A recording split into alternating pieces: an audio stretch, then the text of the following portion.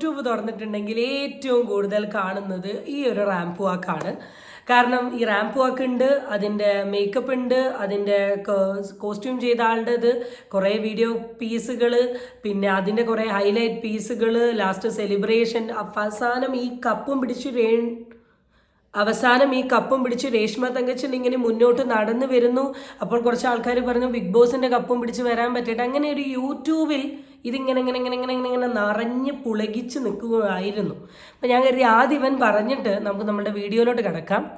And എനിക്ക് personally ഇത് ഇഷ്ടപ്പെട്ടു. എനിക്കിതിൽ അങ്ങനെ മിസ്റ്റേക്ക് കാര്യങ്ങളൊന്നും തോന്നിയിട്ടില്ല. ഭയങ്കര ആറ്റിറ്റ്യൂഡോടുകൂടി കോൺഫിഡൻ്റ് ആയിട്ടാണ് ഈ റാമ്പ് വാക്ക് ആൾ ചെയ്തിട്ടുള്ളത്.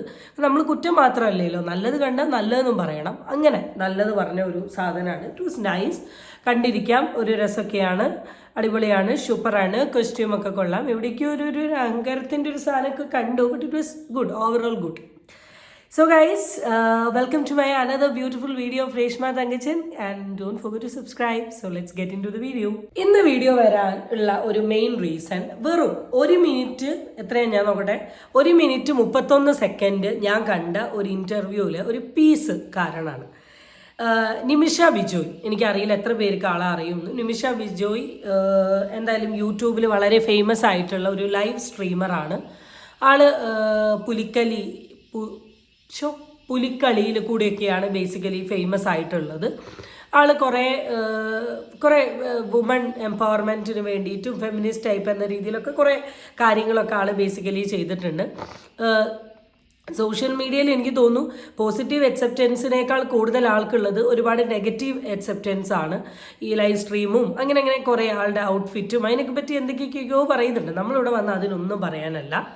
റീസെൻ്റ്ലി ഉണ്ടായിട്ടുള്ള നിമിഷ ബിജോയുടെ ഇൻ്റർവ്യൂവിൽ ആള് പറഞ്ഞ ഒരു കാര്യമുണ്ട്, എനിക്ക് ഭയങ്കര അടിപൊളിയായിട്ട് ഇഷ്ടപ്പെട്ടു. അത് നിങ്ങളെ കാണിക്കാൻ വേണ്ടിയിട്ടാണ് ഇന്നത്തെ നമ്മുടെ മെയിൻ വീഡിയോ. പക്ഷേ ഒരു പൊടിക്കൊക്കെ ഒതുങ്ങണം, അത് ഞാൻ പറയുന്നുണ്ട്. ഒരു പൊടിക്ക് ഒതുങ്ങാന്ന് മാത്രമേ ഉള്ളൂ. ഇത്രയും പറയിപ്പിക്കേണ്ട ആവശ്യമില്ലായിരുന്നു. ദാസേട്ടന്റെ വർക്കൊക്കെ ഇറങ്ങിയപ്പോൾ നല്ല രീതിക്ക് സപ്പോർട്ട് കിട്ടിയതാണ്.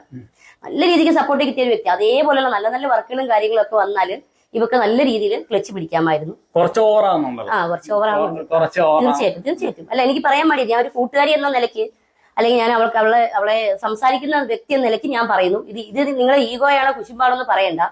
ഞാൻ പറയുന്ന കാര്യം തന്നെയാണ്. ഞാൻ അത് ആരാണെങ്കിലും മുഖത്ത് നോക്കി പറയാനുള്ള ഒരാളാണ്. ഞാൻ മുഖത്ത് നോക്കി പറയും. പക്ഷെ എനിക്ക് എന്തുകൊണ്ടോ ഇവളോട് സംസാരിക്കുമ്പോൾ അങ്ങനെ ഒരു ടോപ്പിക് അവളുമായിട്ട് എനിക്ക് സംസാരിക്കാൻ വേണ്ടിയുള്ള ഒരു സുഹൃത്തും ഇല്ല ഞങ്ങൾ തമ്മിൽ. അത്രയും ഒരു ഡീപ്പ് ഫ്രണ്ട്ഷിപ്പ് അല്ല.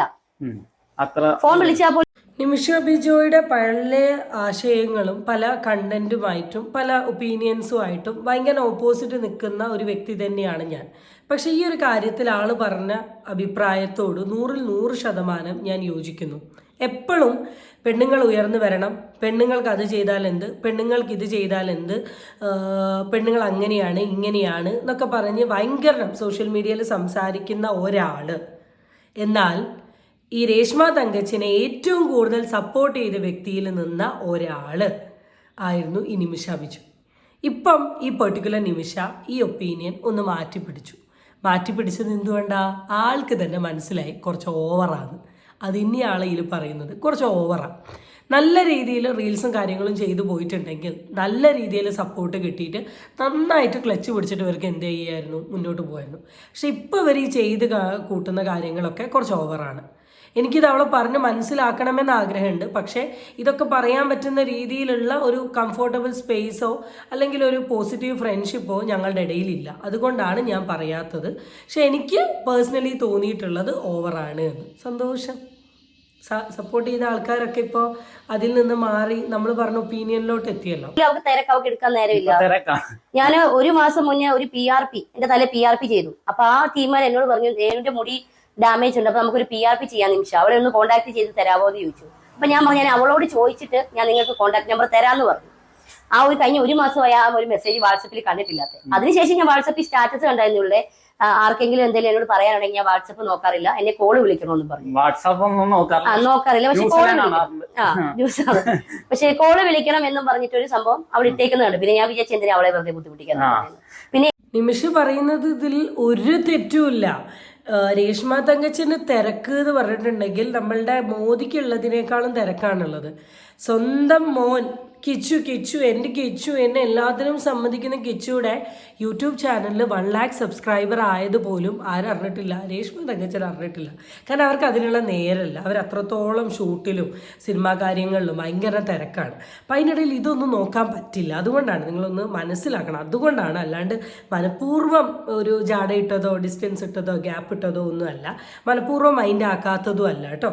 അതാണ് സംഭവം. അപ്പോൾ ഇവർ നല്ല സൗഹൃദമാണെങ്കിലും വിളിച്ചാൽ പോലും ഫോൺ എടുക്കുന്നില്ല, മെസ്സേജ് അയച്ചാൽ പോലും റിപ്ലൈ ഇല്ല. അത്രയ്ക്കൊരു ലെവലിൽ എത്തിപ്പോയി എന്നാണ് പറയുന്നത്. ചെയ്യുന്ന ഒരാളാണ്. അപ്പൊ ലൈവ് ചെയ്യുമ്പോൾ രേണുസുതി വിളിച്ചോ അവളെ പറ്റി പറ എന്നോട് ഇങ്ങനെ ടോപ്പിക് തെറിയുമുണ്ട്, നെഗറ്റീവ് ഉണ്ട്, പോസിറ്റീവ് ഉണ്ട്. നെഗറ്റീവ് നിനക്ക് നാളെ ഇല്ലടി എന്ന് പറയും. പക്ഷെ അത് ഞാൻ കാര്യമാക്കുന്നില്ല.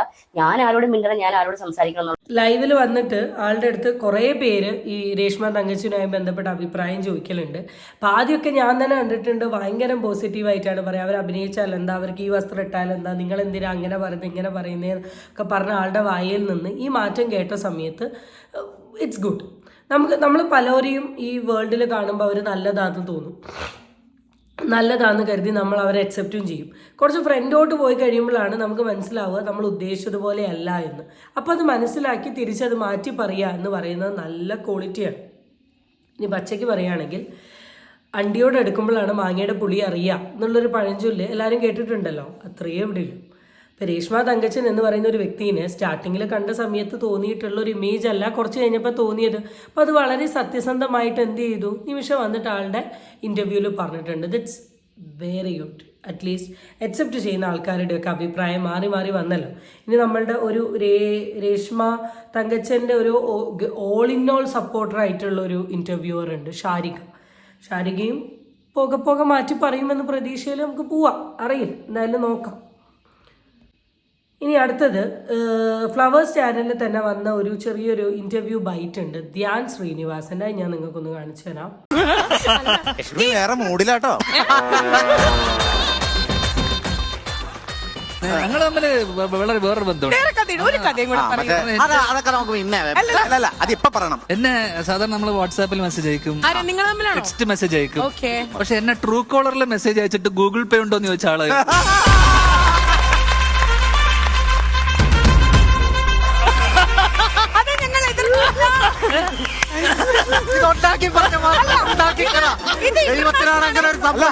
മമ്മൂക്കയുടെ അടുത്ത് ചോദിക്കണം, പിന്നെയാണ് ധ്യാൻ ശ്രീ.